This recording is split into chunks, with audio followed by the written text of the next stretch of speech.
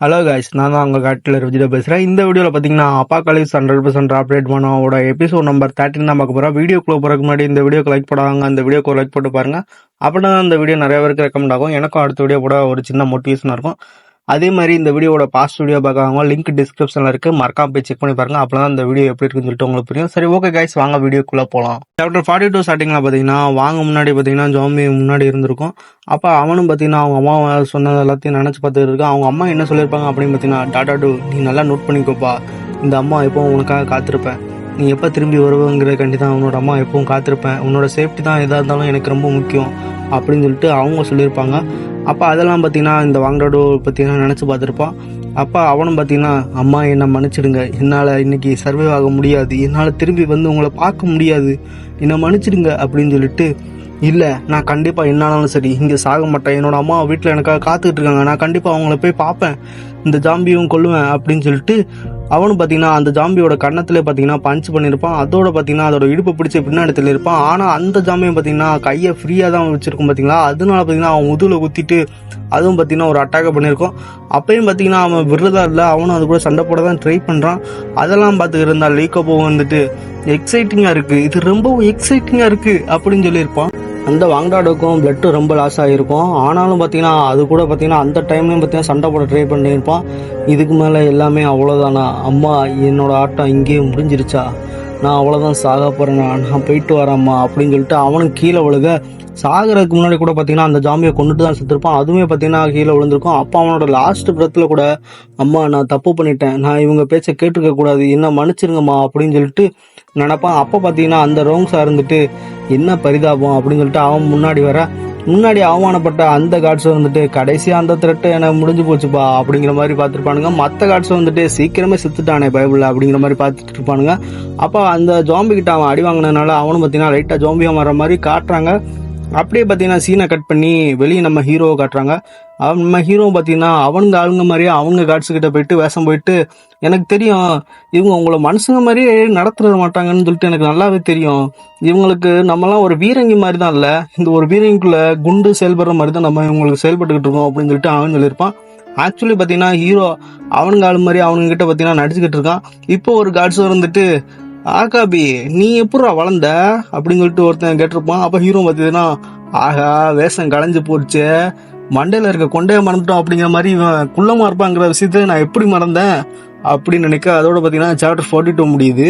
Chapter 43 ஸ்டார்டிங்கில் பார்த்தீங்கன்னா hero எல்லாத்தையும் பார்த்தீங்கன்னா முடிச்சு விட்ருப்பான். எல்லா காட்சியும் பார்த்தீங்கன்னா முடிச்சு விட்டோமா அப்படின்னு சொல்லிட்டு பார்க்க, அதில் ஒருத்தன் தப்பிச்சு ஓடிட்டு இருந்திருப்பான். ஹீரோவும் பார்த்தீங்கன்னா அவனையும் கொள்ள, அவன் பார்த்தீங்கன்னா துப்பாக்கி எடுத்து சிக்னல் கொடுக்க ட்ரை பண்ணியிருப்பான். ஹீரோவும் பார்த்தீங்கன்னா அசாசின் மாதிரி கத்தியை தூக்கி போட்டு அதெல்லாம் தடுத்து விட்டுருப்பான். ஸோ சிக்னலையும் பார்த்தீங்கன்னா ஸ்டாப் பண்ணிவிட்டு அதை எடுத்து பார்க்க, அதுக்கப்புறம் பார்த்தீங்கன்னா ஹீரோவும் நல்ல வேலை பாஸ்ட் டைப்லேயே இவங்க எப்படி சிக்னல் கொடுத்துருப்பாங்கன்னு முன்னாடியே தெரிஞ்சதுனால இன்றைக்கி எல்லாத்தையும் பார்த்தீங்கன்னா ஸ்மூத்தாக ஈஸியாக முடிச்சு விட்டாச்சு அப்படின்னு சொல்லிட்டு ஹீரோவும் சொல்ல, அப்போ சிஸ்டமும் பார்த்தீங்கன்னா லீ ஃபேமிலியோட எக்ஸ்டர்னல் செக்யூரிட்டியை டிஃபெக்ட் பண்ணிட்டீங்க அப்படின்னு சொல்லிட்டு கோஸ்ட்டுக்கு ஓட ரிவெஞ்சு பார்த்து இங்கேருந்து ஸ்டார்ட் ஆகுது, நீங்கள் இந்த மிஷனை அக்செப்ட் பண்ணுறீங்களா, உங்களுக்காக இந்த மிஷன் ஸ்பெஷலாக கொடுக்கப்படுது அப்படின்னு சொல்லிட்டு ஹீரோக்கு பார்த்தீங்கன்னா ஸ்பெஷல் மிஷன் கொடுத்துருக்கோம். அப்போ ஹீரோவும் பார்த்தீங்கன்னா இதெல்லாம் பார்த்துட்டு, இந்த மிஷன் கண்டிப்பாக நீங்கள் ரிவெஞ்ச் எடுக்கணும் அப்படின்னு சொல்லிட்டு ஹீரோக்கும் அதுவும் சொல்லியிருக்கோம். எப்போ இந்த மிஷனை பார்த்தீங்கன்னா வில்லாக்குள்ளே இருக்கிற யாரையும் பார்த்தீங்கன்னா உயிரோடு விடக்கூடாது, உள்ளே இருக்கிற 269 பேரையும் கொல்லணும்னு சொல்லிட்டு அந்த மிஷனில் இருக்கும். இதோட ரிவார்டு பார்த்தீங்க அப்படின்னு சொல்லிட்டு பார்த்தீங்கன்னா, இதோட ரிவார்டு பார்த்தீங்கன்னா ஒரு சீட்ரா கிடைக்கும், ப்ளஸ் அதோட ஒரு பிரான்ஸ் ரேங்க் எக்யூப்மெண்ட்டும் கிடைக்கும். மிஷனோட டியூரேஷன் பார்த்தீங்கன்னா 12 hours அப்படின்னு சொல்லிட்டு அது சொல்ல, நீங்கள் இந்த மிஷனை அக்செப்ட் பண்ணியிருக்கீங்களா அப்படின்னு சொல்லிட்டு ஹீரோ கிட்ட இருக்கும். ஹீரோவும் பார்த்தீங்கன்னா கிரேட் லீக்கப்போ கொள்றதுக்கு எனக்கு இன்னொரு காரணமும் கிடச்சிருச்சு அப்படின்னு சொல்லிட்டு மிஷனையும் அக்செப்ட் பண்ணிடுறான். அப்போ சிஸ்டம் பார்த்தீங்கன்னா இந்த 269 பேரில் யாரையும் விட்டுறாதீங்க, எல்லாத்தையும் நல்லபடியாக முடிச்சு மிஷனை சிறப்பாக செயல்பட்டு முடிங்க அப்படின்னு சொல்லிட்டு மிஷனை அப்படியே நம்ம ஹீரோக்கு கொடுத்து விட்டுருக்கோம். அதுக்கப்புறம் பார்த்தீங்கன்னா அதுவும் பார்த்தீங்கன்னா வாழ்த்து பண்ணி விட, நம்ம ஹீரோவும் பார்த்தீங்கன்னா ரிவெஞ்ச் எடுத்தாங்கன்னு சொல்லிட்டு ரிவெஞ்ச் பேரியரை போட்டு இருப்பான். இந்த பேரியர் பார்த்தீங்கன்னா யாராச்சும் உள்ளேருந்து தப்பிச்சு போயிட்டாங்க அப்படின்னு சொல்லிட்டா ஒரு மாதத்துக்கு அவங்க எங்கே இருக்காங்கன்னு சொல்லிட்டு அக்யூரேட் லொக்கேஷனை நம்ம ஹீரோவுக்கு காட்டிக்கிட்டே இருக்கோம். இந்த பேரியர் பார்த்தீங்கன்னா ஹீரோவோட லாஸ்ட் லைஃப்பில் டிராகன் கண்ட்ரிக்கு அதோட ஒரு வார் நடந்திருக்கும் ஜப்பான் கூட. அந்த வாரில் பார்த்தீங்கன்னா டிராகன் கண்ட்ரி இந்த மாதிரியான பேரியரை யூஸ் பண்ணி தான் அவங்க எல்லாத்தையும் பார்த்தீங்கன்னா, அதாவது என்டையர் ஜப்பானையும் பார்த்தீங்கன்னா அழிச்சு விட்டுருப்பானுங்க. அப்போ ஹீரோவும் இதெல்லாம் சொல்லிட்டு, இன்றைக்கி இதை யூஸ் பண்ணி தான்டா உங்களையும் அழிக்க போகிறேன், போன லைஃப்பில் அதை யூஸ் பண்ணி தானே ஜப்பான் அழிச்சிங்க, இந்த லைஃப்பில் நான் நீங்கள் அதை யூஸ் பண்ணால் அதே பேரியரை யூஸ் பண்ணி உங்களை அழிக்க போகிறேன்டா அப்படின்னு சொல்லிட்டு இந்த பேரியர் எப்படி வளர்ச்சலாம்னு சொல்லிட்டு பார்க்கலாம் அப்படின்னு சொல்லிட்டு ஹீரோவும் பார்த்தீங்கன்னா இதெல்லாம் பண்ணி விட்டுருப்பான். அப்போ சிஸ்டம் பார்த்தீங்கன்னா அவனை கங்க்ராஸ் பண்ணியிருக்கான். எதுக்கு அப்படின்னு சொல்லிட்டு ஹீரோவும் பார்க்க, சிஸ்டம் பார்த்தா அமௌண்ட் ஆஃப் கில்டிங் அப்படின்னு சொல்லிட்டு 7, 8, 9 சொல்லிட்டு கூடிக்கிட்டே போகுது. ஹீரோவும் அதை பார்த்துட்டு என்னையா நடக்குதுங்க, நான் இங்கே எதுவுமே பண்ணலையா, அப்புறம் எப்படி இந்த மிஷின் அதுவாக போயிட்டு அதுவாக தானா முடிச்சுக்கிடுது அப்படின்னு சொல்லிட்டு அவனும் சரி உள்ளே ஏதாச்சும் நடக்குதா அப்படின்னு சொல்லிட்டு போய் பார்க்கலாம்னு சொல்லிட்டு போய் பார்ப்பான். அங்கே பார்த்தா இந்த கேர்ள்ஸ் எல்லாம் அவங்க இஷ்டத்துக்கு யூஸ் பண்ணிட்டு அப்படியே ஒரு குப்பை மாதிரி அவங்க எல்லாத்தையும் பார்த்தீங்கன்னா கொண்டு வச்சிருப்பானுங்க.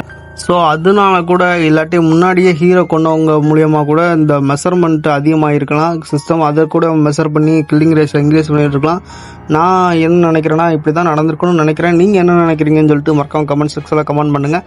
இப்போ பார்த்தா அந்த மொட்டத்தில் வந்துட்டு டேய் முதல்ல என்னடா பண்ணி வச்சிருக்க, இருந்த எல்லா பொண்ணுங்களையும் கொண்டுட்டு இடறான், இப்போ எதை வச்சுடா ப்ளே பண்ண அப்படின்னு சொல்லிட்டு அவன் சொல்ல, அதுக்கு அவன் வந்துட்டு சாரி கேட்டுட்டு சாரி நான் ரொம்ப ஸ்ட்ராங்காக இருக்கேனா, தெரியாதனமாக அவளை இறுக்கி அணைச்சிட்டேன், அதனால இப்போ அவளையும் செத்து போயிட்டா, நம்மகிட்ட இருந்த கடைசி பொம்மையுமே நம்ம இழந்துட்டோம், இனி நம்ம எப்படி ப்ளே பண்ணுறது, நீங்கள் வேணால் ஒன்று பண்ணுறீங்களா, என்ன வச்சு ப்ளே பண்ணுங்களேன் அப்படின்னு சொல்லிட்டு கேம் மாதிரி அவன் சொல்லியிருப்பான்.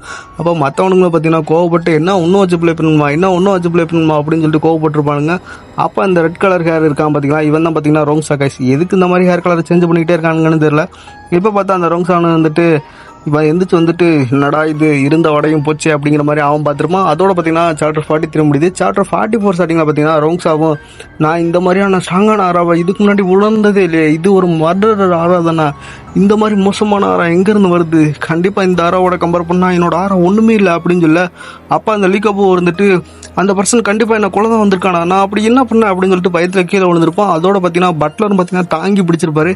எங்மா சார் அமைதியாங்க, இங்கே மெர்சனரி குரூப் இருக்குது சார், ரவுங்க இருக்காரு, இவங்க எல்லாரும் இருக்கும்போது அவன் அவங்கள தாண்டி தொடக்கூட முடியாது, கவலையப்படாதீங்க அப்படின்னு சொல்லியிருப்பாரு. அப்போ லீக்க போவோம், ஆமாம் அங்கிள் கண்டிப்பாக அங்கிள் ரோங் அவங்க எல்லாத்தையும் கொல்லுவார் அப்படின்னு சொல்ல, அப்போ ரோங் ஒரு சாணம் வந்துட்டு எதுக்காக அவன் லீ ஃபேமிலியை தேடி வரணும், நம்ம ஏன் அவன் வரான் தெரிஞ்சோம் இப்படி அமைதியாக உட்காந்து பேசிக்கிட்டு இருக்கணும், ஒருவேளை அவன் உள்ளே வந்துட்டான் அப்படின்னா ஏற்கனவே வெளியே இருக்க எல்லா கார்ட்ஸையும் டீல் பண்ணியிருக்கணுமே, ஆனால் வெளியே இருக்கவனுங்களும் சாதாரண ஆள் இல்லை, அவங்க ரெட் கார்ட்ஸை இல்லாமல் இருக்கலாம், ஆனால் இருந்தாலும் அவங்க 10 நார்மல் பீப்புள்ஸை கொல்லக்கூடிய அளவுக்கு ரொம்ப ஸ்ட்ராங்கான ஆளுங்க தான். ஆனால் இவன் வந்தவன் யாருன்னு தெரியலையா, ஒருவேளை அவன் ஹியூமனா இல்லை கடவுளா இல்லை அவனுங்களுக்கு கீழே ஒரு டீம் இருக்கான்னு என்னன்னு கூட எனக்கு சரியாக தெரில. ஆனால் இவன் யாராக இருந்தாலும் சரி நான் ஹியூமன் தான், பட் லீ ஃபேமிலி அவன் எதிர்த்தான் அப்படின்னா அவனுங்களோட சோலை கொள்கிற ஒரு சோல் ரீப்பராக நான் இருப்பேன் அப்படின்னு சொல்லிட்டு எல்லாரும் போயிட்டு செக் பண்ணுங்கடா உள்ளே ஏதாச்சும் இருக்கா அப்படின்னு சொல்லிட்டு அவன் ஆர்டர் கொடுத்துருப்பான். எல்லாரும் பார்த்தீங்கன்னா செக் பண்ணிகிட்டு இருப்பாங்க. அப்போ பார்த்தீங்கன்னா ஹீரோவோட சூப்பர் பிளாஸ் கிரானைட் அங்கே உள்ளே வந்திருக்கும். அப்போ அதுவும் பார்த்தீங்கன்னா ஃப்ளாஷ் ஆகுது. எல்லாரும் பார்த்தீங்கன்னா கண்ணு தெரியாமல் ஒருத்தனை எடுத்துகிட்டு இங்கே என்னெல்லாம் நடக்குது, எனக்கு கண்ணு வேற தெரிய மாட்டேங்குது, நான் சாக போகிறேனா அப்படின்னு சொல்லிட்டு சொல்லியிருப்பான். இன்னொருத்தன் பார்த்தீங்கன்னா என்னை காப்பாற்றுங்க அப்படின்னு சொல்லிட்டு ஃபேண்டரில் உச்ச போகாத குறையா அவனும் பார்த்தீங்கன்னா கத்தி இருந்திருப்பான். நம்ம ஹீரோ பார்த்தீங்கன்னா அப்போ தான் பார்த்தீங்கன்னா மாஸ் என்ட்ரி கொடுத்துருப்பான். அவனுங்களும் பார்த்தீங்கன்னா கதறிட்டு இருக்க அப்போ அந்த ஹீரோவோட ஸ்பைக் அசல்யூட்ஸ்குள்ளே யூஸ் பண்ணி விட்டுருப்பான். அது பார்த்தீங்கன்னா ஊசி மரம் மாதிரி வந்து எல்லாத்தையும் பார்த்தீங்கன்னா கொல்ல, ஹீரோவும் பார்த்தீங்கன்னா அவனோட கத்தியை தூக்கிப்பட்டு பூமரிங் ஸ்லாஸை யூஸ் பண்ணி விட்டுருப்பான். அதை யூஸ் பண்ணி நிறையா பேர்த்த போட்டதில்ல. அப்போ ரோங்ஸான் வந்துட்டு யாருப்பா இது, யார் இங்கே வந்திருக்கா அப்படின்னு சொல்லிட்டு யாருன்னு திரும்பி பார்க்க ஹீரோ பார்த்தீங்கன்னா மறைஞ்சு வந்து மறுபடியும் பார்த்தீங்கன்னா ஒரு கிரானைட் தூக்கி போட, அங்கே பார்த்தீங்கன்னா ஒரு எக்ஸ்ப்ளோசிவ் ஆகிருக்கும். அதை யூஸ் பண்ணி அங்கே இருந்த பார்த்தீங்கன்னா எல்லாத்தையும் அடியாலையும் முடிச்சு விட்டு கெத்தாக நடந்து வர, இப்போ பார்த்தீங்கன்னா ரோங்ஸான் வந்துட்டு டேமிட் நான் அந்த எனிமியை பார்க்கவே இல்லை, நான் எனக்கு கீழே இருந்த எல்லா அடியாலையும் இப்போ இழந்துட்டேன், இப்போ எல்லாரும் செத்து போயிட்டானுங்க அப்படின்னு சொல்லிட்டு அதெல்லாம் பார்த்துட்டு ரோங்ஸா அப்படியே ஷாக் ஆகிருப்பான். அங்கே ஒரு அடியாளம் வந்திருப்பான். அவனு பார்த்தீங்கன்னா பாஸ் அந்த ஸ்பைக் அட்டாக் பார்த்தா மேஜிக் மாதிரி இருக்குது, யங் மாஸ்டரோட பாடி கார்ட்ஸும் அவங்களோட வேலையாடு எல்லாத்தையும் பார்த்தீங்கன்னா இவன் கொண்டுட்டான் அப்படின்னு சொல்லிட்டு அவன் சொல்லியிருப்பான். அப்போ ரோங்ஸாவும் பார்த்தீங்கன்னா அந்த ஏற வந்த வால் எல்லாத்தையும் முடிச்சு விட்டுருச்சு, நம்ம முதல்ல பயிலையும் நம்ம வெள்ளவனையும் கருப்பு தாடியும் நம்மளோட முக்கியமான எல்லா பிரதர்ஸையும் அவன் கொண்டுட்டான் அப்படின்னு சொல்லிட்டு சரி போதும், இப்போ எல்லாரும் எவ்வளோ பேர் இருக்காங்க, உன்னோட சத்து இன்னும் இத்தனை பேர் நம்ம கிட்ட சண்டை கூட இருக்காங்க அப்படின்னு சொல்லி அவனும் கேட்டிருப்பான். அப்போ அந்த அடியாலும் யங் மாஸ்டரும் மாமா சாவோவையும் தவிர இன்னுமே 66 பிரதர்ஸ் இருக்கானுங்க. ஆனால் இருந்தாலும் கூட 10 பேர் இன்னும் 10 மாதத்துக்கு எந்திரிக்க முடியாத அளவுக்கு சிவியராக இன்ஜூரி ஆகிட்டானுங்க. இதில் வேறு வானத்தில் பிறக்க வெள்ளை காக்காவா கருப்பு காக்காவான்னு தெரியாத அளவுக்கு இன்னும் 10 பேருக்கு போன பார்வை திரும்பி வரவே இல்லை. இதில் பார்த்தா குறைக்கு நீங்கள் வேறு அப்படின்னு சொல்லிட்டு அவன் சொல்லியிருப்பான். அப்போ இந்த பக்கம் பார்த்தா லீக்க போகும், யார் இப்படி பண்ணா, என்னோட பிளான் என்னோட ஃபன்னு எல்லாத்தையும் அவன் அழிச்சிட்டான், அங்கிள் ரோங் நீங்கள் அவனை கொன்னே ஆகணும், அவனை ரிவெஞ்ச் எடுத்தே ஆகணும், நான் அவனை கொல்லாமல் விட மாட்டேன் அப்படின்னு சொல்லிட்டு அவனும் சொல்ல. அப்போ பார்த்தீங்கன்னா ரோங்ஸா வந்துட்டு என்னால் நம்பவே முடியல, தனியாக வந்து 100 பேர்த்த அவன் தனியாக கொண்டுட்டானே, எப்படி பண்ணியிருப்பான் அப்படின்னு சொல்லிட்டு அவரும் பார்த்தீங்கன்னா ரொம்ப கோவப்பட்டிருப்பார். அதோட பார்த்தீங்கன்னா சாப்டர் 44 முடிச்சு விட்டாங்க. அவ்வளோதான் guys இந்த வீடியோ எப்படி இருந்துச்சுன்னு சொல்லிட்டு மறக்காம கமெண்ட் செக்ஷனில் கமெண்ட் பண்ணுங்கள். உங்களோட கமெண்ட் தான் இந்த வீடியோக்கு ரொம்ப முக்கியமானது. அதே நேரத்தில் லைக்கும் போட மறந்துறாங்க, ஏன்னா அது லைக் அதை விட ரொம்ப முக்கியமானது. ஸோ இந்த வீடியோ எப்படி இருந்துச்சுன்னு சொல்லிட்டு மறக்காம கமெண்ட் செக்ஷனில் கமெண்ட் பண்ணிட்டு இந்த வீடியோக்கு ஒரு லைக் போட்டு சேனலை யாராச்சும் புதுசாக பார்த்தா மறக்காம சப்ஸ்கிரைப் பண்ணி வச்சுக்கோங்க. நான் உங்களை பார்த்தா அடுத்த வீடியோவில் சந்திக்கிறேன். Okay, tata, bye bye guys.